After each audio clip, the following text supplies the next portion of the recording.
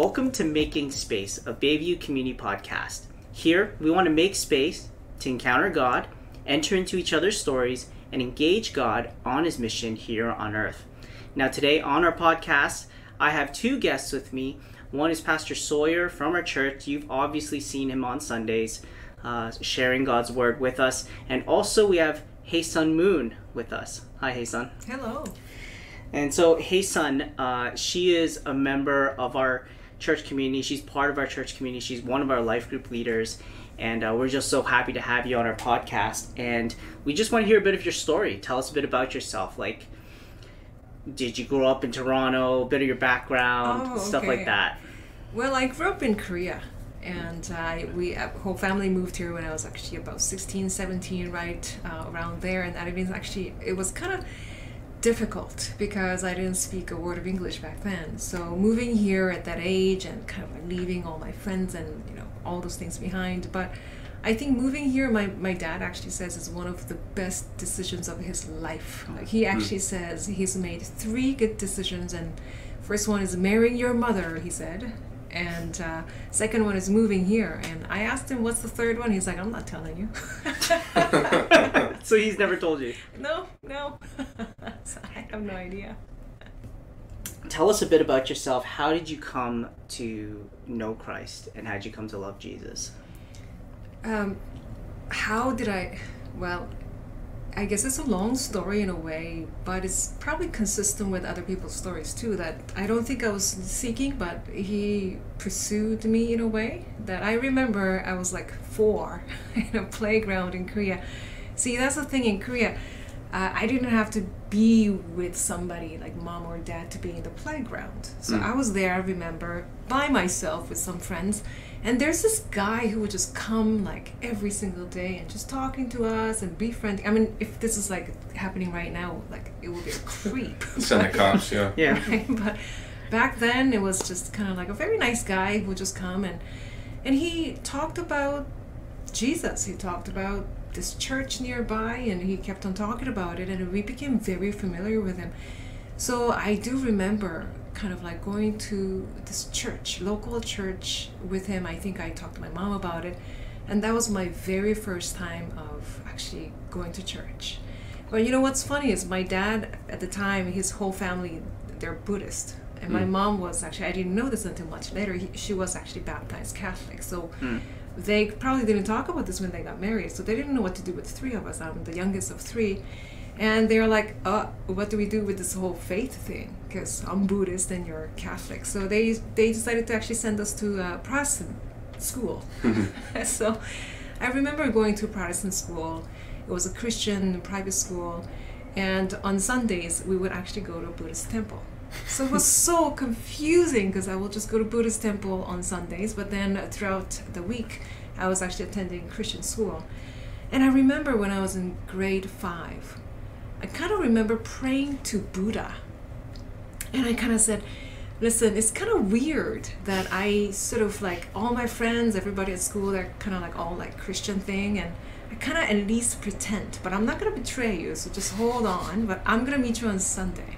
So that was my prayer. And I remember when I was in grade 7, that was my last prayer to Buddha. I said, I got to say goodbye to you. And I think I found somebody who's kind of real. So I said, thank you for sort of whatever, but goodbye.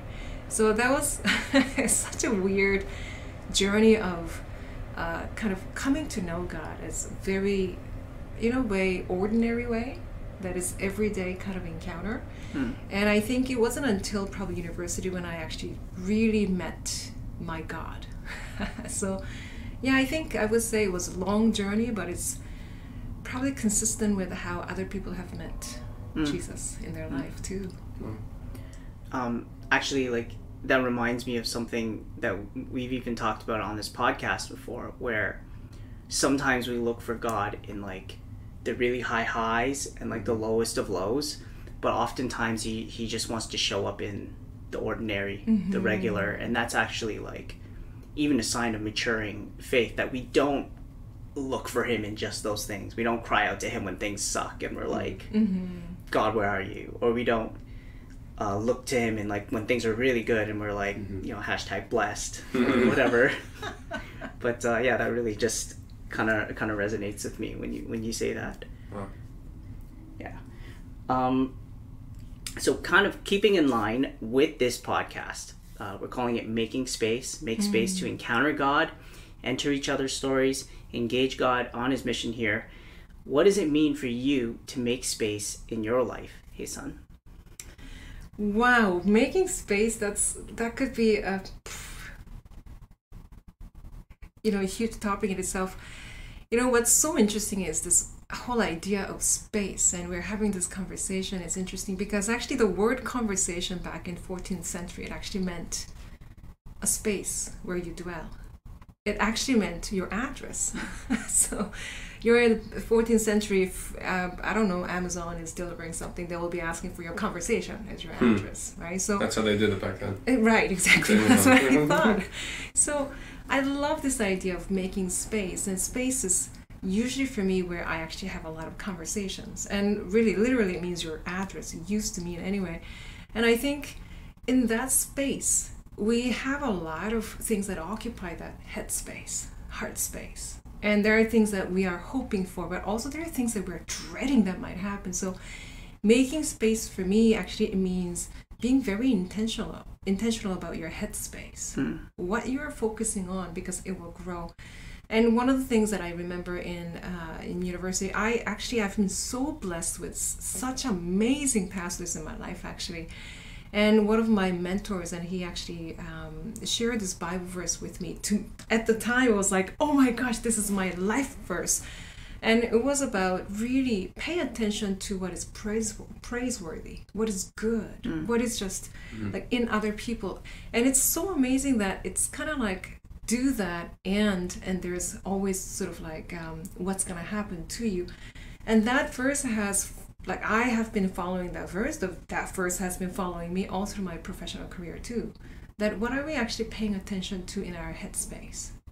And that a lot of times actually sort of influence our heart space as well. So that's kind of like what it means to me right now, actually, making space. Awesome. Cool. Is that Philippians 4:8, or is that a different verse? Like, are you a pastor or something? Yes. Yeah, recently, but yeah. Is he? I don't know. I've never heard of this guy. Yes, exactly. Cool. Like I said before, you are part of our community here at Bayview. You serve as one of our life group leaders. What does that look like? Well, what does it look like? I remember I came here for music. Actually, this was a long time ago when I forget her name. She was such an amazing worshiper. And just, she knew exactly how to usher people into that presence of God, I would say. And I came here for that. And then I loved preaching and all those things, but I think I still felt like I wasn't part of a family or a community, so to speak. And I think that's the time I thought, well, they have this life group thing starting, so why don't I just kind of like go check it out? And I remember going to the gym and they had like all these tables. I'm like, this is kind of weird and I don't know anybody. He was like, oh, I'll tell Dave that. Right? And then, Dave wasn't even here, I don't think. And I was like, do I just sign up now? So it was kind of weird. I'm sure a lot of people feel that way. So people who might be listening in and they are kind of like coming to church, or maybe, I don't know, but you feel kind of weird making that first little step of putting your name down. So I remember that, and I got a call, and somehow I actually ended up leading the group. I was part of like small group for like all my life since university. But I got to actually lead a group, facilitate a group, and it was at Ruth and Keith, their house. They're hosting. They're just amazing hosts. And I think that's when I, for the first time, felt that I am part of this family. Like, this is my church. So I think it's been, I don't know how long. I think this life group is one of the oldest ones at Bayview Glen. And I think that's really, I feel like that's where the life happens for me, for church, and for people who come. For sure. I think it's a great space for us to become this family together, like you said. We don't just go to church, but we are the church that is gathered but also scattered, sent out on mission. And one of the ways we do that is by being family to each other Mm-hmm. and loving each other, loving when it hurts, eating meals together. All those things come together to really, hopefully, give an example to others about this family that Jesus has adopted us into or brought us into. So, Haesun, tell us a bit about your professional background, your job experience. And so you can chime in. You got any questions you want to ask? I can answer on her Sure. behalf. No. Well, professional background. It's so funny. I was just telling my mom this the other day. I said, Mom, there's some goals that I want to see happen in my life in the next 10 years, but I know that whatever I plan, it doesn't happen that way. And she's like, what do you mean? And I said, I want to do this, I want to do that, but I realized that it didn't happen that way for me. Professionally, it was almost like it was every single time, it's kind of like given to me as if it's like a joke. It's like God is giving it to me like, you couldn't have actually done it yourself. It's almost like a joke that, here, take this. This is from me. And, I was telling her that every step of the way, I feel like what God was really getting me to do was just focus on your growth. Don't worry about all this achieving stuff. But then somehow I actually got to now work as a communication scientist. And that actually happened by chance because I was doing my master's degree, and I just walked into this class that it really happened to be a wrong class for me. I didn't sign up for that, and they made classroom change, and they didn't tell me. So I showed up, and like an hour later, I'm like, what are they talking about? What do you mean, like therapy? What? And then I fell in love with it. And that's how I actually got into my current career. So I think right now my background is I work as communication scientist, studying semiotics, how things come to mean something. And also coaching is one of those things that I do, as well as training. So that's what I do. And I teach a coaching program at University of Toronto, and that's been about now going on for 12 years now. Yeah. So when I hear the term coaching, I think of people trying to charge me $300 an hour so I can start up my own That's business. pretty cheap. And yeah, well, all I've known are like sleazy coaches in the business world, and it looks like a pyramid scheme. Mm-hmm. When you say coaching, what do you mean? Coaching is, in a way, I think that's definitely those marketing that people do and all those things, right? And when I say coaching, there are many misunderstandings. One could be like sports coaching, go, that's one. Another one is like, I'm going to coach you, but what they're actually doing is teaching you or training you. Mm-hmm. And there are some of these like executive coaches who actually charge you a lot of money. But really, essentially what we're doing is we really want to assist other people in their telling stories so that they are curating better stories for themselves. Mm. So when you go to therapy, for example, they will ask you stuff like, so tell me about your childhood. And we somehow tell them. But I'm thinking, is that useful? How do you know that's useful? Because I remember when I was actually 16, when I first got here, one of the youth pastors, bless his soul, he was just studying counseling. And he posed this one question, because he wasn't a professional, he was just, doing it as part of his ministry. And he just called me in and he said, I just wanted to sort of have a conversation with you. And he actually made the space very nice, like kind of like plants here and candles. And I was like, sure, what's up? And he said, well, I noticed that you seem kind of troubled at times. And I'm like, sure, okay, all right. And he goes, tell me about your childhood. I'm like, this is weird. And he then added, what was your most difficult memory from your childhood? And then the minute he actually posed that question, I started to remember things. Now, I don't know if all of it happened or not, but the minute you ask a question, you start to think about it. And I think that's so powerful because so I ended up telling him everything. And at the end of like 45 minutes, I'm pouring my soul out to this guy. And I'm in puddles. And after 45 minutes, he goes, well, that sounds kind of difficult. And yeah, thank you for coming. See you on Sunday. I'm like, what? You cannot do So this. that's where you left it. Wow. Like, come on. And really, I think that's what triggered depression for me. Mm. And it's not a joke. It's like you can't just open up stuff like that. Mm-hmm. And that was a huge lesson for me, that every question actually has a quest in it. It is intrusive. When you ask a question, you're intruding on their life. Mm. So my professional work is really around how do we do that better? What am I actually inviting the other person to think about, remember, and can I do it better in a useful way? Mm. If I were to actually go back in time, if he says something like that, I will actually correct him and say, please don't ask about that, because that's not necessary nor useful for my progress. Mm-hmm. I probably will phrase it like, so you're 16 and you have gone through a lot. You moved here. And this might be confusing for you. I might say, yeah, it is. Then ask me a question about, how are you coping with all this? Because you're managing to somehow cope with it. How are you doing it? Now that would have really directed my attention to something much better. Mm-hmm. What's good, praiseworthy, strong, resourceful, all these things rather than what's not working. Mm-hmm. So anyway, that's really strong for me, that is part of the experiences that I actually had, that I think we can definitely do better at church. Yeah. So it's like almost like asking better questions, teaching people how to ask better questions. Yes, and I think teaching people to tell better stories, that's to me is what coaching is. But a lot of times people just butcher that. You know, they say, oh, I'm a coach, and they do horrendous things. So what are you doing? It sounds like he unraveled you and then just left the pile of Probably he didn't know what to do there. with it, Yeah. right? Yeah. That's very interesting. And that really, people who are especially going through some difficult times, your questions can really either assist them or really not.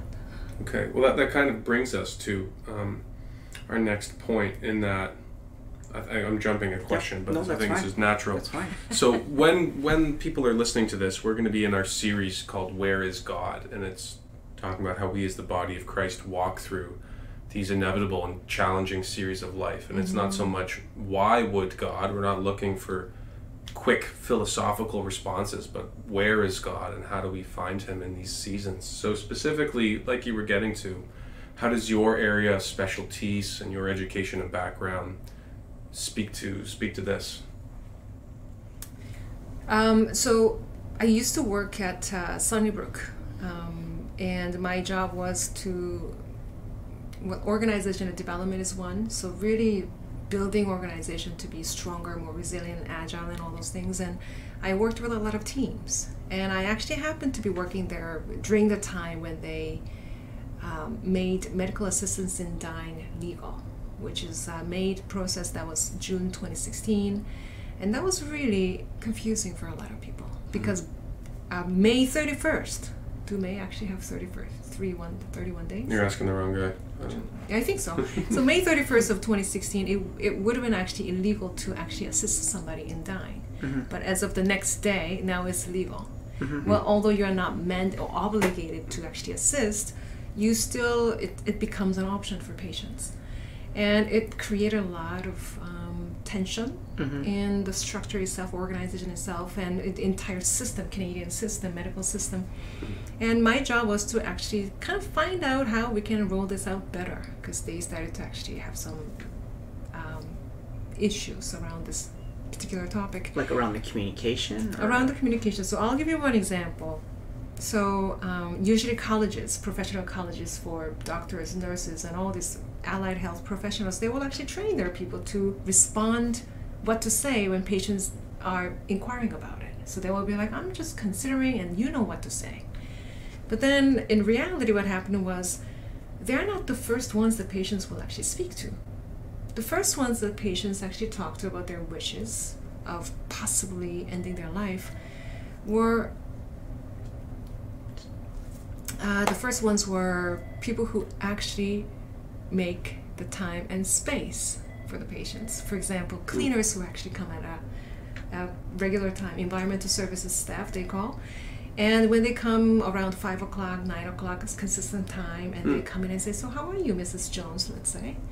And that's when they kind of say, I don't know. And they start to speak about that.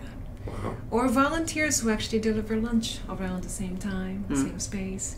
And those were the first to hear about those wishes. And are they trained? They have good heart to like respond, but they didn't know how to respond in a professional way that is kind of mandated by the ministry.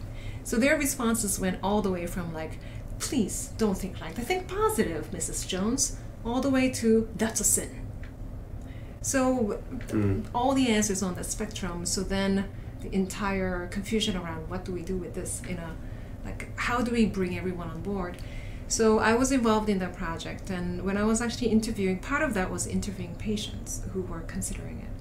So this wasn't at Sunnybrook. Elsewhere I actually got to interview a patient who was considering this option, and that patient happened to be same age as me at the time, and she was very fit, like she was probably fitter than me, and she had 2 boys, and she just fit all the criteria for considering this.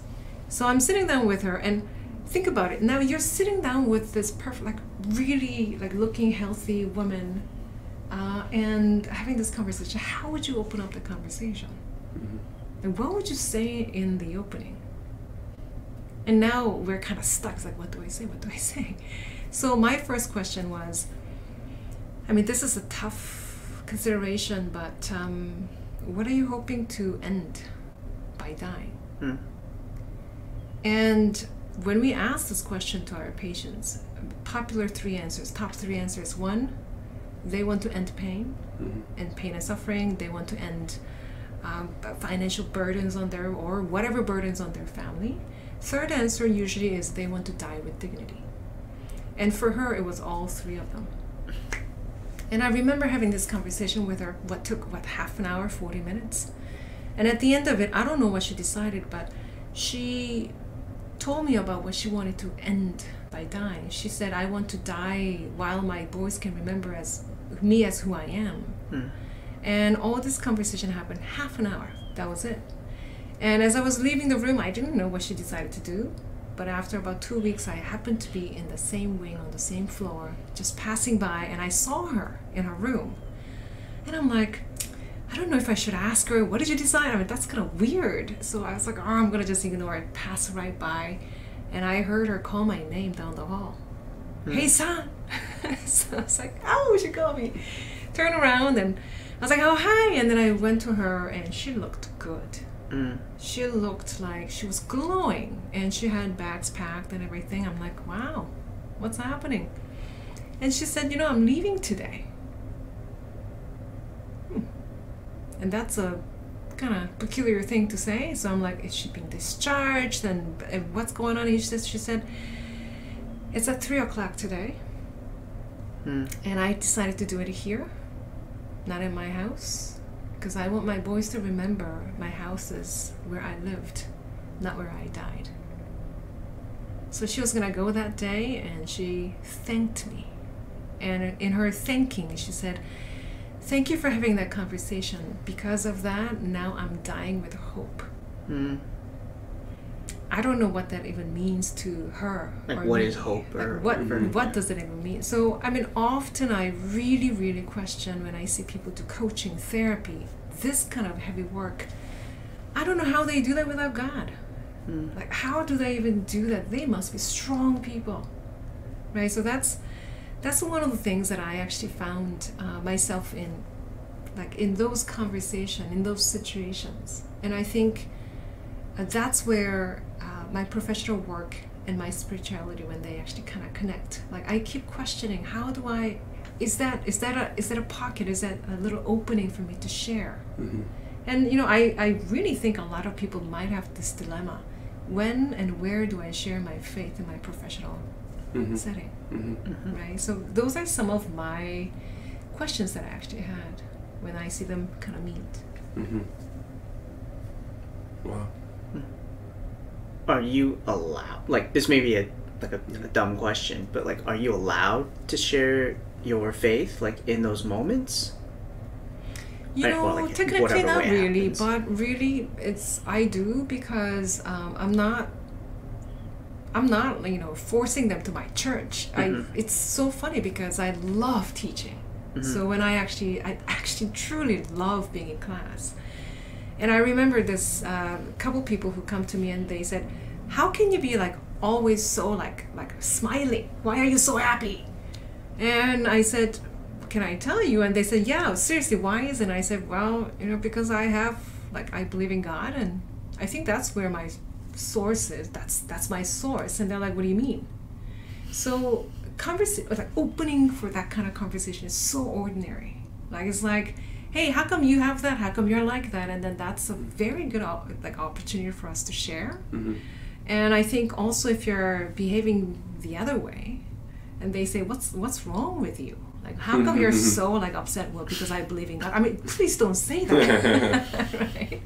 So I think I don't think I am allowed to do that or not, but quite frankly, I think I care about those regulations. If the regulations stop me, then I think God might be bigger than those regulations. So yeah, I don't really worry much. I would imagine there's like some space for it. Like, you build a relationship with someone and then they ask you, "What do you think?" Right? Like, I'd imagine there's some kind of space for it. Yeah, it seems more like you're sharing something that they've invited you to versus you're not selling something. Yeah, that's exactly right. I mean, unless you have a relationship, I think it's intrusive. I mean, I remember this guy when I was in university, and one of those, what do you call those people who are like so self-righteous and they kind of mind everyone else's sin? And he was one of those people who will always open his conversation with, "So how's your quiet time?" Like, they will say that, and uninvited. "I don't have that kind of relationship with you," but he will be like, "So how's your quiet time?" And I just had enough one day. I said, "Well, better than yours." That's what I told him. Wow. I don't know what you call him, but historically, better than yours. Yeah. Wow. I mean, it's just like, don't bother me with it. Mind your own sin, right? So I think without or outside of a relationship, there is no learning. There's no interest. So I think really that's key as you speak about it. It's the relationship. Awesome. Well, for those of us who aren't trained in semiotics and communication science. Oh, you said it. It's just Yeah, so like probably that. like 99.9% of listeners, I would assume. When she said it, I was like, "What's communication science?" And then she explained it. But yeah. So what do we do on the day-to-day when we're talking with our friend and they're sharing, over coffee that they just had a miscarriage, or that their son they found out went off to school and is addicted to drugs, or they're having tensions in their extended family, or when we're in these seasons as well and we're trying to be there for each other and we don't know what to do and don't know what to say. What are things perhaps that we as Christians can be doing that we maybe are not, and what are things we should not be doing that perhaps we're too quick to do? And maybe that's the easier question. It's always easier to say don't do this, but are there harmful patterns? Are there healthy patterns? What have you seen? Oh, that's such a wonderful question. I think probably the best thing that you can do for somebody who's going through a difficult time is reminding them of who God is rather than who they are. The person suffering? Person suffering. Yeah. In a way, I mean, I'll give you an example. I mean, it's one of my work that I go around the world talking about this particular topic of hope, conversations, better conversations, and all those things. And it was easy to do. I thought I was doing like incredible work and hard work, but it wasn't that hard until I realized, like, I think it was 2018, for the first time it actually happened to me personally. Like, I go to different places and talk to cancer patients and all those things. Yeah, that's easy to do. 2018, I remember that was actually in December. Actually, that was in May. My dad, I noticed that he was actually coughing a little bit. Like, he has a bit of like chest cough. It's like, what's happening? This was pre-COVID, so Pre-COVID, coughs meant chest something cough. different than... It's like, and then it was like occasional, but it's like deep chest cough. It's like, that's weird. You don't have asthma. I commented, and of course, it's like, nothing. It's nothing. August, still coughing. And I'm like, Dad, it's not even like change of season. You're coughing. It's like, it's okay. And I actually, by October, I said, you really gotta get it checked. You've been coughing for 5 months. It's not okay. So I threatened him and all that stuff. So finally he went to get it checked, and the family doctor orders what x-ray and all that stuff, and we're just waiting. And I remember that was in November, the following month. He said, we might actually have to do a CT scan. And perfect timing for the siren, isn't it? Yeah. I just made a face. You guys can't see it, but I just made a cringe. And so we actually went to get his CT scan done. It was like over Christmas. We're all waiting. And it was our prayer that, nothing serious or whatever. And then in January, I remember, actually in December, they booked an appointment with an oncologist. Again, I was like, what is an oncologist? Like, I know gynecologist, but what is an oncologist? And they said, it's cancer doctor. It's like, oh, you're kidding me. But then we were like so hopeful. And I remember it was January 4th of 2019. We walked into this doctor's office, and this woman who looked really nice and young and everything, she just walks in so cheerfully. She's like, oh, hi, you must be Mr. Moon. And when you're in that setting, you watch for every single gesture that they make, right? You look for any like raise eye, every hint they can get. And she's so cheery, and she's like, so, wow, so hi, you're Mr. Moon, welcome. And it's like, okay, this is nothing. I'm like, come on, it must be nothing. She sits down, how are you? And she's flipping the pages, and I went there to translate for them. So my mom and mom and dad, they don't speak English that well, and they were kind of like nervous that they might not understand. So I went there to translate, and I was so relieved. Oh, it's nothing, thank God. And they found a Kinder Egg surprise or something. I was like, thank goodness. And then I remember her actually looking at me. She stopped in the middle of flipping a page, the report, and then she said, and unfortunately. That's how she began her sentence. After all the cheery, hello, how are you? Welcome. Unfortunately, are you kidding me? And I was thinking, what a weird way to, what do you mean unfortunately? And she said, your father has stage 4 lung cancer. And I'm thinking, what? What are you talking about?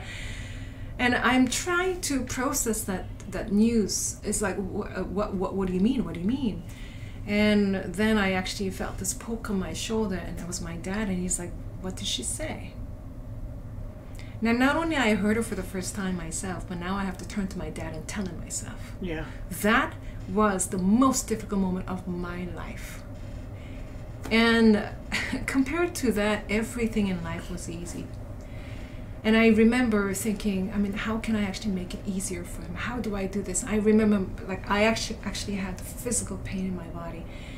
And people around me, they wanted to be very helpful, but a lot of times we just don't know how to do that.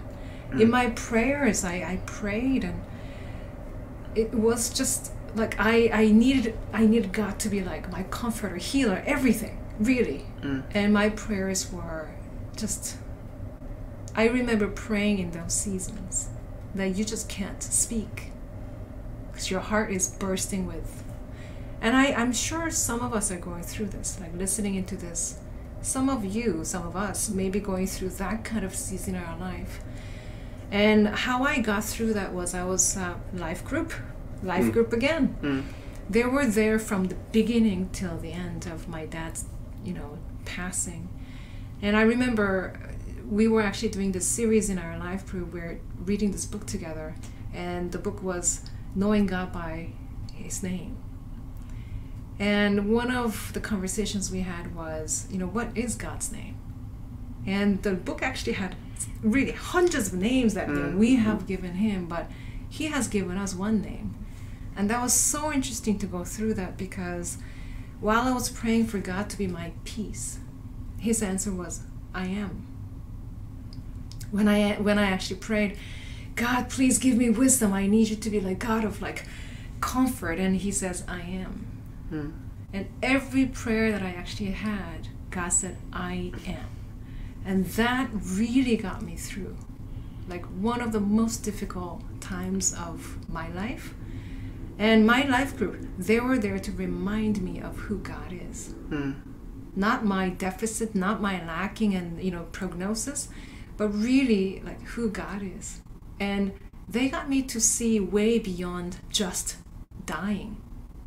And they really taught me, think about it. I've been working with patients who are dying, and now it's my own family. And I think having that kind of conversation, I remember that very day when we came back from our appointment, and we're all sitting in the living room. We were like, we didn't know how to process this news. And my dad actually said, do you think they would have actually caught it if I actually went in May 2018 when you first spotted that? And in my head I'm thinking, okay, that's a regret. And then I couldn't say anything, and he said, how long do you think I have left to live? Now that's fear, that's dread. And then the next one he said was, I really wish I just have 2 more years. Now that's hope.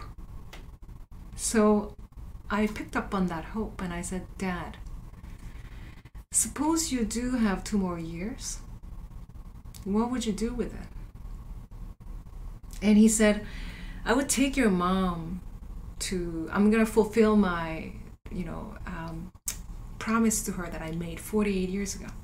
And he said, I'm going to take her around all the graves of great people who have lived that influenced me. And I'm going to pay them my tribute. And I'm like who? It's like Hemingway and like Shakespeare and like Mozart and all these people who made who I am. I want to visit them and pay my tribute. And that's what he promised my mom 48 years ago when they got married. And that's what he said. And he said, I'm going to call it a tomb tour. And that's what he did for the following 18 months. And I think that really happened because we had that conversation in the middle of that crisis. And I know people are going through possible relational breakdowns, physical breakdowns, emotional, financial. So many things happened in the last 2 years.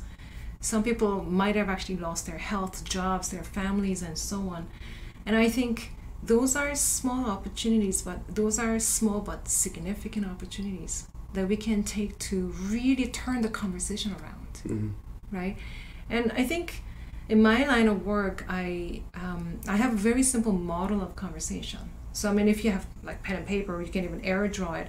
It's kind of like when you listen to other people's stories, there's a timeline that they tell you. Something that happened in the past, something that might happen in the future. And it's left to right is a horizontal line. So on the left-hand side, it's like something that happened in the past.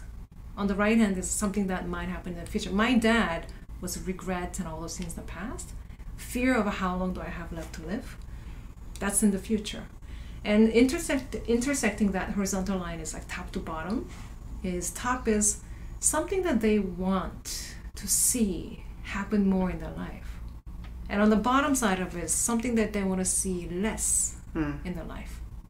And we have a very simple quadrant, right? So we have top right corner will be something that people would like to see happen more in the future, which what we call preferred future or hope. And on the upper left we have something that they really liked from their past, their resourceful past. Something, experiences, feelings, and interactions, all those things that they really liked. That's a resourceful past. And then the bottom two are, the lower left is something that you have experienced in the past that you really would not like to see happen again. Some people call it regrets, mistakes, and even small t, big T trauma that people had experienced. And then the last one, lower right corner, is something that people worry about. event that might happen in the future. That's called dreaded or fearful future. Now, what we do in conversations, unprompted, we as in psychologists and positive psychology, they give us this evidence that we're 3 times more likely to focus on the bottom quadrants, what has not worked and what may not work. So we spend 3 times more likely in, that's the space, headspace that we live in, like bottom quadrants, regrets, mistakes, and also fear and what might happen, what might go wrong. But then in coaching, the way that I practice, or the way that we are teaching people to practice, is how do we really shift our focus up on the upper quadrants, like resourceful past, what God has done, what you have done, and also prefer future, the hopeful future, way beyond your existence on this earth. So that's a very simple model that I find that is really changing the way that people are not only conversing with another person, but conversing with yourself, right? So that's something that, I can actually tell people that if you're going to be with somebody who might be going through something difficult, just stop talking and start listening. Listening to their story, especially in the upper quadrants. And even if they tell you about, it's not going well, then simply shift the conversation by saying, how are you coping? What did you learn from that experience? If they talk about anxious, something that might happen in the future, and you simply ask them, this must be very important for you to be like worrying about this. I mean, every single parent that I have met, they have quadrant 4, which is what we call quadrant 4, which is dreadful future of something that might go wrong with their children. Every single parent. And it's not just fear, it's just they're telling me what they really care about. And as a listener, your job is to amplify that. Focus on what they tell you that they care about. And simply be that listening partner, resounding partner who can just repeat back, this is what you seem to care about. And that's the best presence that you can actually offer the other person, especially when they go through crisis. Do you think as a Christian there's a redemptive turn to that? Because if you're a non-believer, I'm listening to your quadrant and I'm thinking, what's the motivation for getting me into the top two squares? Because that's work, that's hard, right? And sometimes it requires you to look beyond the visible evidence in your circumstances. So. And you've talked about how you share your reasons and your motivations for this when people ask you. So do you think that there is a gospel motivation for us, for our hope? Absolutely so. And I find that a lot of times when people talk about really difficult past, people who are fleeing their country for whatever reason, or really difficult relationships and so on, when I simply ask, what helped? Like, who helped you, or what helped, and what is about you that really you're able to kind of do this? And they usually don't just brag about, because I'm a wonderful person. They usually bring somebody in, a mentor, somebody. And a lot of times people talk about something bigger than them. And in coaching, strictly speaking, I'm not supposed to share my own experience, but they often ask me, it's like, what about you? And I tell them, about my dad's journey, and I tell them about how God, how really God got me through it. I share my story about what got me through it. And people often will tell you what got them through those difficult times bigger than them. I think that's a great opening, right? And I think a lot of times Christians make this mistake of blindly hoping that something will happen because you're a Christian, and I think especially younger folks, they say, what is your God, what I'm praying for God's will for my life. I'm like, well, stop custom fitting God's will for you, because kind of like God is already at work, and why don't you participate, and maybe you will figure out. So I think in a way, often we make that kind of mistake that the Almighty God will somehow reveal the will for my life that's customized just for me. He might, but I think it will be much easier for you to actually get working like wait actively. Just don't be passive, but really seek, do something, involve yourself in conversations. Doing something will actually, you're gonna recognize how and where God is using you and He would like to use you. So I think that's one of the things that I see in younger Christians, that they kind of passively sit and wait until a big revelation. Sure. The highs and the lows. That's what they look for. Yeah. So to bring it back to the start of that question, how would, if we could put those kind of the two twins of that in 130 characters or less for Christians, is it when we're talking with people, it's reminding them of who God is, if I can repeat this back to you, and also are we explicitly and implicitly encouraging them to bring their perspective to the top two quadrants when we're thinking of our future and our past? Am I understanding this correctly for people listening today? What's their takeaway of that? Wow, that's a really, really good question. I think I'm still resonating with what you said about how the way that we can really share the gospel is just relating. Like, it's just relating. And when I talk about that conversational compass, it's about relating to the purpose that people have in their life. Relating to not their problems, but their possibilities. Relating to not their regress, but their progress. And really relating to what is it that you really want. What are your real hopes and what do you care about? When you relate to that, people will listen to you. If you actually talk to somebody and all they do is did you do your quiet time? Or why did you do it that way? If they just relate to your lack of something, deficits and mistakes, you probably will avoid them. And you will have less chance, less space to share the gospel with them. So I'm really resonating with that idea of relating and what we relate to. Because it's not the length of time that we've known each other, but it's really, what am I relating to? When I listen to you, when I talk to you, am I genuinely curious about what you care about in life? If you can really listen to that one thing and repeat back to them, so it sounds like you really care about this, they're going to talk to you. Well, it's dignifying. Absolutely. Yeah. Even in their complaints, they're telling you what they care about. Yeah. Right? Or it's like being present to the actual reality of what's going on, entering into their lives. I think sometimes we look to the problems, like you said, that we look to solving problems and we start to give practical answers. Well, why don't you pray about it? Or just stop feeling so bad. Just stop it. Just stop. Just stop.